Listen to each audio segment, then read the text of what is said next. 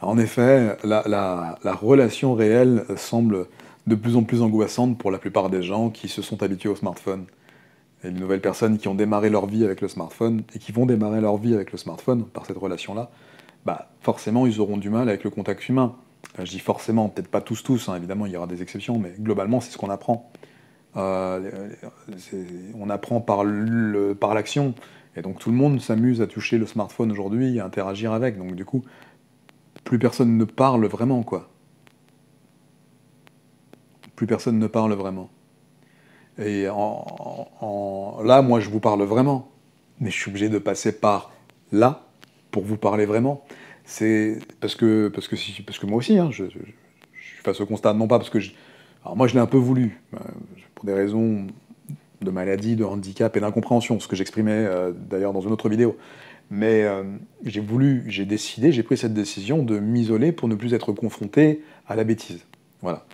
Mais quand je décide de me remettre en lien avec la société, entre guillemets, ça marche pas non plus, même si je le décide. Ça marche pas parce que tout le monde est reclus derrière ce truc. Donc du coup, bah, enfin, ça va, je ne vis pas trop mal. Mais finalement, je me dis, si moi j'arrive pas, et que moi je suis un bon provocateur de discussions, de rencontres et tout, je sais faire. Je fais pas, parce que ça me gonfle, mais je sais faire. Mais si moi, en essayant de faire de temps en temps, ça marche pas, je me dis, ceux qui savent pas faire, mais où est-ce qu'on va, quoi? Bah, donc du coup, je suis tombé sur un extrait vidéo ou audio tout à l'heure qui parlait je crois que c'est ce qu'on appelle les incels maintenant. Et je me dis, bah, en fait, oui, bah, on va tout droit dans une direction où tout le monde va se retrouver tout seul. Enfin, parce que tout le monde se contente. Je dis bien tout le monde, c'est une façon d'exagérer le propos, c'est pas vrai, hein, mais tout le monde se contente de ça, de la virtualité, des écrans, des vitrines superposées.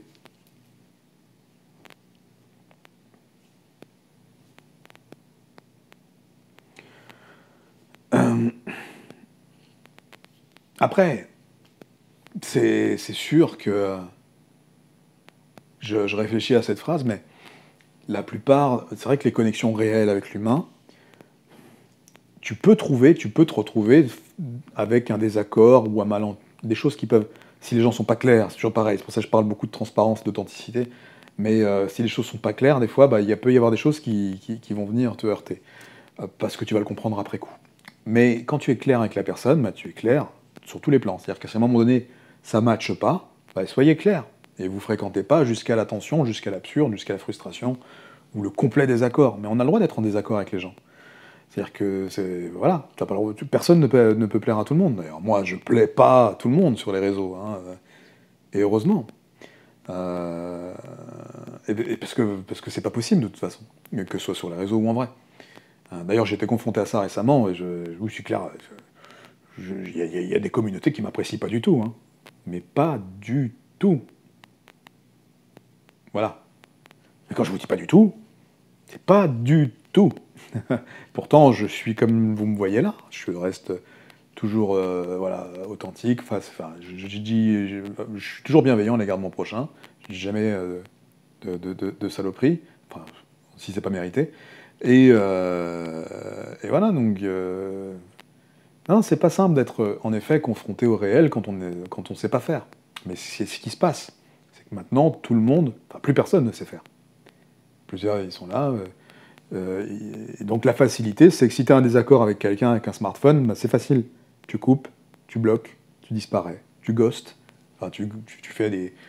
Ou tu fais semblant d'envoyer un emoji parce que c'est facile à faire et que du coup ça va te passer l'étape de, de, de, de la réaction émotionnelle propre, pure, face à la personne qui pourra l'observer, l'analyser, la comprendre. Voilà. Donc oui, je peux comprendre qu'il y en a qui préfèrent le réel, enfin non, le virtuel au réel, tout comme il y en a qui préfèrent le réel au virtuel, mais voilà, parce qu'on n'est pas tous équipés pareil, et avec le temps, ceux qui se sont habitués au smartphone, bah, sont pas équipés pour l'autre, en fait. Et, euh, et donc c'est ça voilà, d'où les distorsions, tu vois. Un mec, par exemple, moi, par exemple, pour prendre mon exemple, j'utilise ces outils pour communiquer de manière voilà, unidirectionnelle hein, avec vous. Par contre, je suis spectateur de rien. Donc en fait, je regarde jamais aucun contenu de personne. Et parce que j'en suis incapable. Mon cerveau ne veut pas faire ça. Il ne peut pas faire ça. Et si je le fais, ça me rend malade. Tu vois, c'est un peu comme fréquenter quelqu'un qui me pose problème. Tu vois. Euh, Ça me rendra malade de la même manière. Et quand je dis qu'il me pose problème, c'est avec qui, voilà, il n'y a pas d'atome crochu possible, c'est clairement pas le même monde, c'est clairement pas la même façon d'avancer. Mais on respecte, hein. On respecte bien évidemment. Toujours du respect, toujours de la bienveillance. Hein.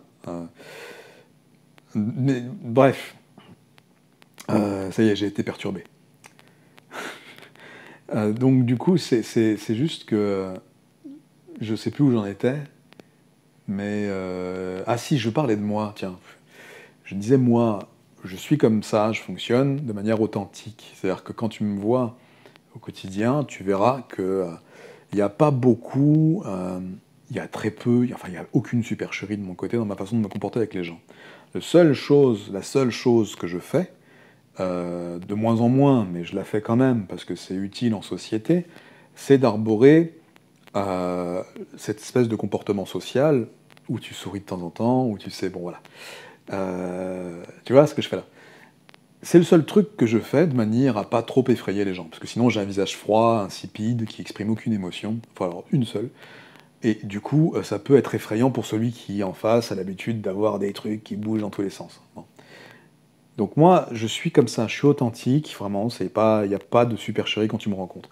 Mais du coup moi face à quelqu'un qui est habitué aux réseaux sociaux, donc moi je suis dans la vraie vie, je la rencontre cette personne, d'accord? Quelqu'un qui a ses codes à elle sur les réseaux, les SMS, les messages privés, les DM, la façon de parler comme ça en visio, de chatter, machin truc.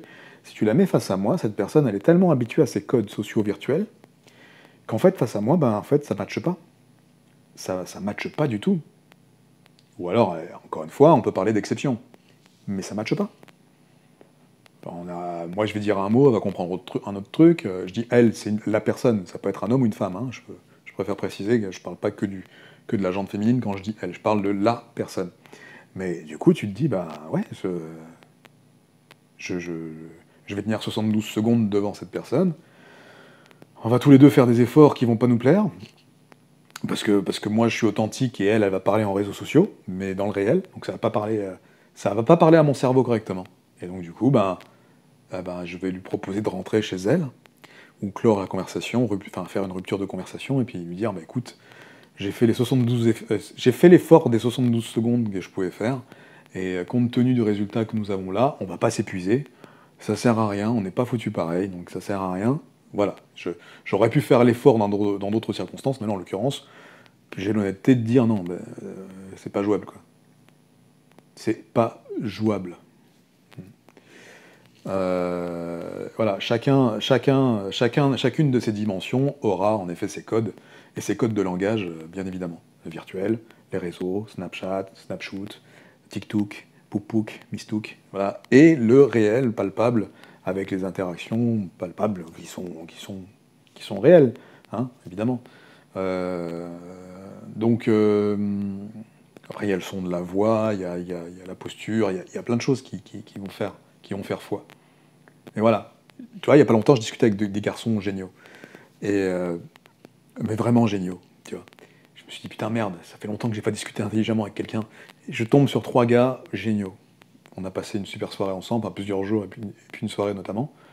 Et c'était vraiment très enrichissant. Pour moi, pour eux, peu importe, l'échange était bien.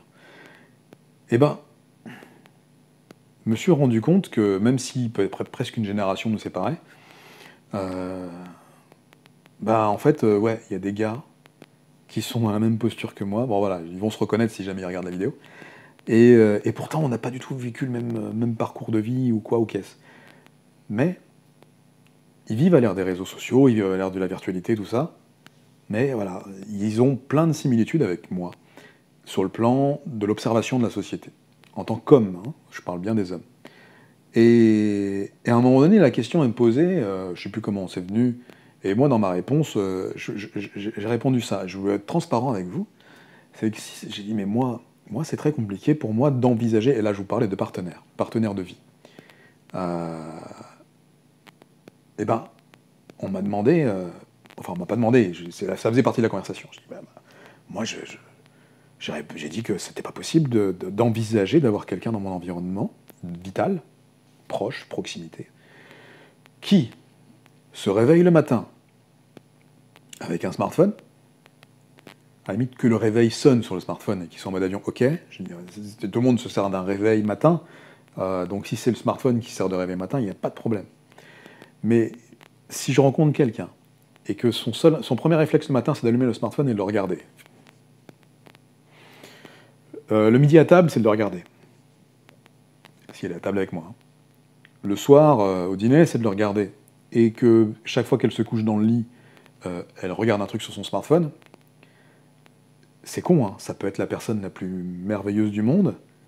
Mon cerveau, c'est terrible ce que je vais vous dire. Hein. Eh ben, mon cerveau, lui, enfin mon cerveau, moi, du coup, je vais bugger. Je vais pas supporter, je vais pas y arriver. Si elle se met dans des configurations particulières parce que c'est son business ou quoi et qu'elle me le dit, bon ok, il n'y a pas de problème. Mais si c'est un réflexe animal virtuel, Pokémon, d'allumer son smartphone le matin et de se réveiller avec et de se coucher avec le smartphone le soir, j'évite toute interaction tout de suite. Tu vois, j'évite. J'évite. J'évite pourquoi? Non pas parce que je respecte pas la personne, je respecte l'individu et la liberté d'être. Il n'y a pas de problème. C'est juste que moi, je ne peux pas supporter l'idée que quelqu'un qui partage ma vie, mon intimité, se lève avec ça et se couche avec ça. Qu'elle travaille avec ça, c'est une chose. Il n'y a aucun problème, c'est l'outil numéro 1 aujourd'hui pour transmettre des connaissances, apprendre des connaissances, si tu es en formation,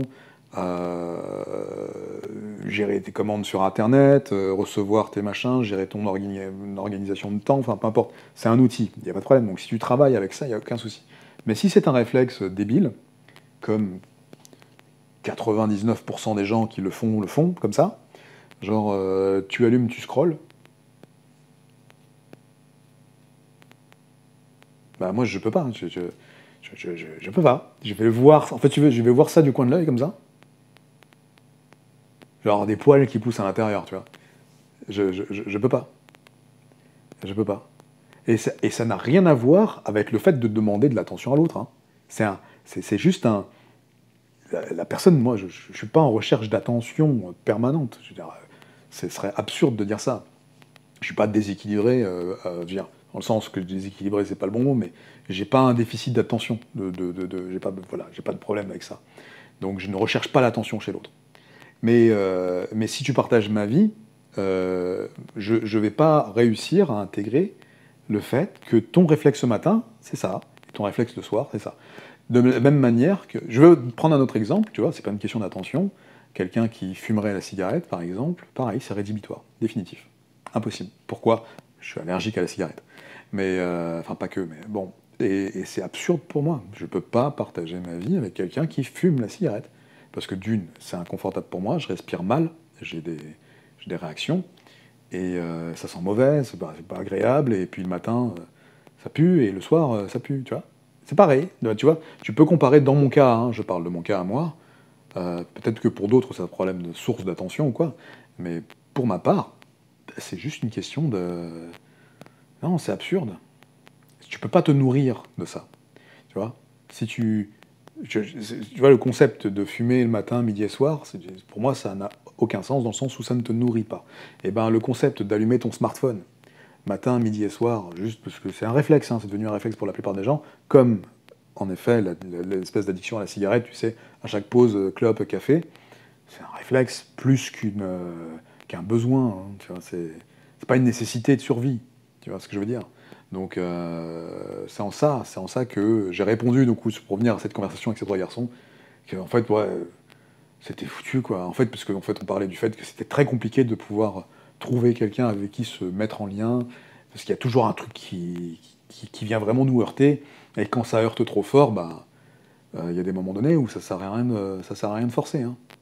Tu peux faire un effort sur deux, trois petits détails au départ, mais puis ça finit par te heurter ensuite. Mais bon, il y en a toujours un qui se soumet à l'autre d'une certaine façon, hein, d'autre manière. Il y en a un qui se soumet voilà, bref. C'est jamais équilibré. Ça, c'est un truc qu'il faut que vous reteniez. Ce n'est jamais équilibré. Quand vous forcez dans un sens et que l'autre force, c'est pas les mêmes points, c'est pas du tout pareil. Euh, Maintenant, trouver une cohésion dans la société moderne qu'on a aujourd'hui, et quelque chose d'harmonieux avec quelqu'un qui ne vit pas sous le coup des dérives sociales modernes qu'on a. Comme je dis dérives sociales, c'est aussi le smartphone. C'est compliqué. C'est très compliqué. Mm. Donc, voilà pour la parenthèse sociologie. Mais voilà, moi je suis assez strict, mais c'est pour ma santé mentale que je le suis en fait, hein. Oh, oui, il est bizarre ce gars. C'est pour ma santé mentale que je suis comme ça. Je veux pas soumettre. Je peux pas, tu vois. En plus de ça, dans le cadre de ce que vous savez que je propose en règle générale, vous savez très bien comment je pose des choses. C'est pour vous aider à ne pas vous soumettre à qui que ce soit, ou à quoi que ce soit. Hein. C'est vos propres règles, parce que c'est vous qui intégrez cette vie, c'est vous qui intégrez ce corps. Et voilà. Évidemment, après, il y aura des parties de vous, selon si vous devez vous êtes maman, pardon, ou papa, hein, peu importe, mais c'est souvent les mamans qui ressentent plus fortement ça. Je dis souvent, pour pas dire tout le temps, mais c'est souvent. Mais quand vous avez des parties de vous, bah, évidemment, vous allez porter une attention particulière à ces éléments-là, parce qu'ils font partie de vous. C'est animal. Donc là, vous êtes un peu soumis, si je puis dire. Mais moi, mon idée, c'est de faire en sorte que vous viviez avec le moins d'emprise possible. Voilà. L'idée, c'est vraiment ça. C'est vraiment réussir à vous offrir une vie sans emprise, que ce soit dans la maladie ou dans les rapports sociaux. La maladie, c'est un enfermement, hein, parce que bon, j'en discutais encore tout à l'heure avec mon aide humaine. C'est-à-dire qu'en fait, moi, il y a peut-être une explication, bien que je sois fondamentalement comme ça depuis que je suis né, hein, mais il y a une explication qui a renforcé cette problématique-là de ne pas supporter l'enfermement. C'est quand tu as été confronté à l'enfermement pendant des années à cause de la maladie. Enfin, par exemple, en l'occurrence, là, vous qui êtes de l'autre côté de l'écran, vous avez, si vous êtes là, probablement vécu une altération de votre capacité d'agir ou d'interagir avec votre environnement. Donc vous avez un handicap, une maladie, quelque chose qui vous bloque. Que ce soit souvent sur le plan physique ou éventuellement émotionnel. Et en fait, moi pour ma part, j'ai vécu une maladie, je l'ai toujours d'ailleurs cette maladie, c'est une maladie qui me limite physiquement, mais pas que. Et du coup, mon corps pour moi c'était devenu une prison, une véritable prison. Donc je me suis battu à mort, donc je me suis battu à vie si tu veux, pour pouvoir sortir de cette prison et être le moins possible impacté par les barreaux de cette prison, par cette enclave, quoi. Et donc, du coup, sortir de là, bah forcément, tout ce que j'ai insufflé aux autres, c'est ce qui m'a animé pour sortir de là. Donc, du coup, rien, tout ce qui peut éventuellement me refoutre dans une prison, je peux pas. Tu vois, j'ai tellement lutté pour sortir de ma prison personnelle, de la maladie, que je peux pas me permettre de me réenfermer. C'est pour ça que je suis si dur à l'égard, quand je dis, pour moi je suis juste, hein, mais je vais dire dur parce qu'il y en a qui vont me trouver dur, à l'égard de ceux qui me disent oui, mais pourquoi tu fais pas ceci, tu fais pas cela, mais parce que je peux pas m'enfermer. C'est pas une tare psychologique, c'est une façon de me sauver la peau, de rester équilibré justement. Parce que l'enfermement te déséquilibre. Moi, pendant tout le temps où j'étais enfermé dans mon corps, dans cette prison-là, je suis devenu cinglé. On devient pas quelqu'un de sain en étant enfermé. Quand on est enfermé malgré soi, hein, évidemment. Quand tu décides de t'enfermer, c'est autre chose. C'est une décision propre, tu as le droit de le faire, ça dure un temps, puis après t'en sors parce que tu as la clé. Quand on t'enferme, malgré toi, dans un truc que tu comprends pas et qu'on te donne pas d'issue de secours, ni de clé, ni quoi que ce soit, clairement, tu ne veux pas revivre ça. Si tu arrives à en sortir, bien sûr, hein. Plus ou moins partiellement, quoi. Mais même si tu arrives à mettre la tête, si tu arrives à passer la tête à travers les barreaux, normalement c'est pas possible, mais si tu arrives à passer la tête à travers un barreau et que tu regardes dehors, t'as pas envie de retourner à l'intérieur, tu vois, tu veux garder la tête à l'extérieur. Même bon, après, t'as les oreilles qui bloquent, de toute façon, t'es un peu coincé, faut appeler un plombier ou un pompier. Mais du coup, ouais, je superpose souvent ce contexte de la liberté à laquelle je suis attaché au fait que j'ai été emprisonné dans mon corps pendant trop longtemps. Voilà. Et ça m'arrive encore, hein, là, voilà, ça m'est arrivé récemment. Et ça, pour toutes les personnes qui sont en situation de handicap ou de limitation ou d'incapacité d'agir, je comprends je comprends 1000 fois que vous ne supportiez pas l'enfermement, quel qu'il soit. Donc c'est pour ça que ma formation d'ailleurs, souvent je parle de libère-toi, je parle de libère-toi de tes chaînes, je parle de sans emprise, comment apprendre à vivre sans emprise, mais parce que tout ça je le tire d'une expérience personnelle, donc quelque chose que j'essaie de vous donner, de vous offrir, de vous inculquer, c'est pas le but de dire inculquer ou conseiller, mais donner des pistes, en tout cas des pistes d'ouverture, de réflexion sur lesquelles vous pouvez agir pour pouvoir vous libérer de ça. Voilà. Mais, mais malheureusement, pour rebondir sur certains arguments que j'ai déjà eus, parce que tu vois, je dis souvent, il y en a qui se complaisent, il y en a qui se complaisent dans l'enfermement. Je le vois dans les gens qui me contactent. Donc du coup, ils sont contents d'être enfermés. Je sais pas pourquoi. Mais ça, tu peux rien faire pour eux. Hein. Parce qu'en fait, il y a un phénomène qui existe, d'ailleurs, c'est une phrase pareille que vous avez déjà entendue de ma bouche, c'est qu'on s'adapte à tout, même à la torture. Tu vois, être enfermé dans quelque chose, pour quelqu'un qui a un peu perdu l'essence du bon sens, peut possiblement devenir... en fait, il finira par s'y habituer, en fait. Tu vois. Et il va s'habituer au mode de fonctionnement qui sera propre pour pouvoir rester enfermé là-dedans. Et donc, du coup, c'est pour ça que je dis on s'habitue à tout, même à la torture. C'est pareil pour aussi l'alimentation toxique, les environnements toxiques, les relations toxiques, tout ce qui va ingérer et créer une toxicose, enfin moi ce que j'appelle une toxicose, c'est simplement en fait une accoutumance à quelque chose de réellement préjudiciable pour soi, mais auquel on s'habitue et qu'on accepte. On finit par se complaire un peu dedans, malgré soi, hein. Et comme une torture, torture un gars pendant... un gars, voilà, d'une certaine façon, un peu résistant. En fait, s'il est vraiment entraîné à la torture, il crachera pas, quoi. Enfin, il est habitué, tu vois. Mais après, voilà, tout le monde n'est pas foutu pareil, encore une fois. Il y en a qui vont vraiment réussir à transcender ces états-là, et puis il y en a d'autres qui vont s'habituer à la torture. Voilà.